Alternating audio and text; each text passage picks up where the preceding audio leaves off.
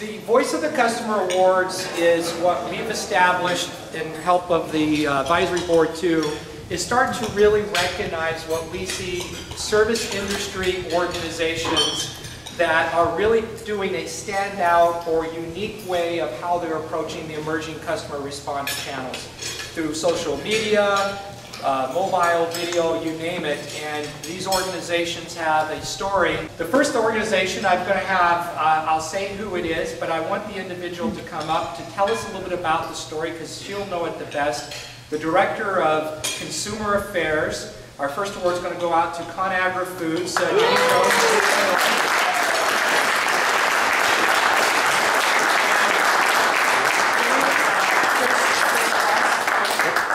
Jenny has brought her colleague along. Chris Foss is the Vice President of Quality Assurance with ConAgra Foods. So, Jenny, if you could just take it, I know we'll talk more tomorrow, but just a couple of quick minutes about your journey and what this is all about.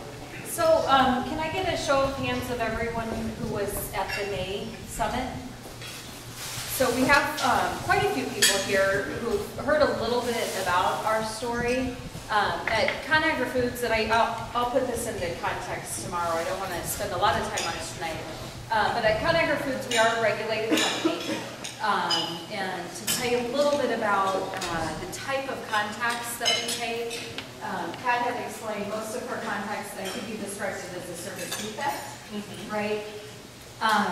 As a food company, you don't get a lot of consumers calling with activities about service. It's really about many times either there's a consumer education opportunity or there's probably going to be a problem with your product.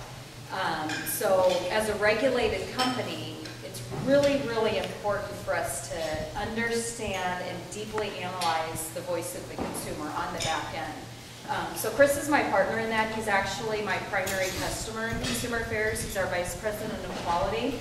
And I think we heard a number of people talk over the last couple of days about, so then what? Once you gather all of this data, what does that mean? What do you do with it?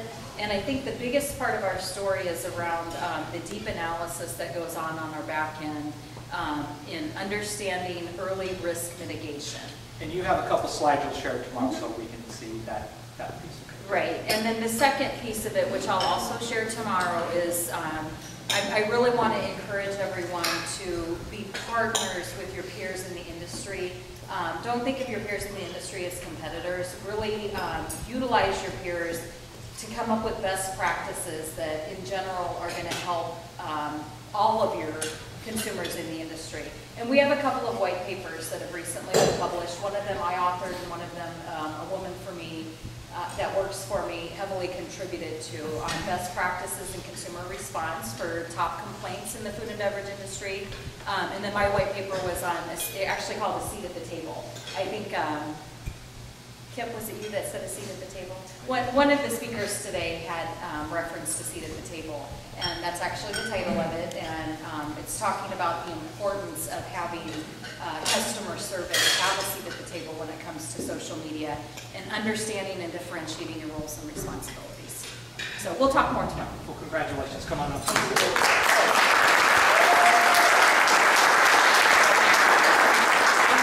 This company's been on, but Melody from General Motors, if you could come up and join me.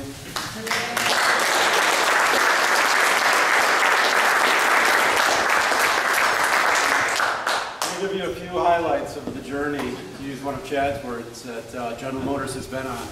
2 years ago, in November of '09, they started with 4 agents, just engaging in Facebook and Twitter. Today they've got 17 dedicated social media agents, engaging in over 100 communities.